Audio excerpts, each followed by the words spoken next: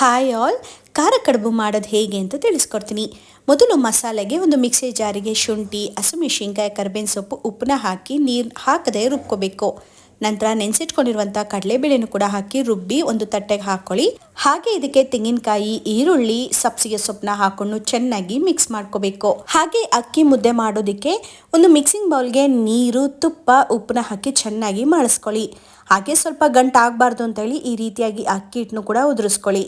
1 cup ಅಕ್ಕಿ ಹಿಟ್ಟನ್ನ ಬಳಸ್ತಿದ್ರೆ 1/4 cup ಆಗೋಷ್ಟು ನೀರನ್ನ ಹಾಕೊಂಡು ಕಾಯಿಸ್ಕೋಬೇಕಾಗತ್ತೆ. ನಂತರ ಸೇಮ್ ರಾಗಿ ಮುದ್ದೆ ಮಾಡೋ ಥರ ನೀಟಾಗಿ ಮುದ್ದೆ ಮಾಡಿಕೊಂಡು ಉಂಡೆನ ಮಾಡಿಕೊಂಡು ಹಿಟ್ಟನ್ನ ಬಳಸ್ಕೊಂಡು ಹರ್ಕೋಬೇಕಾಗತ್ತೆ.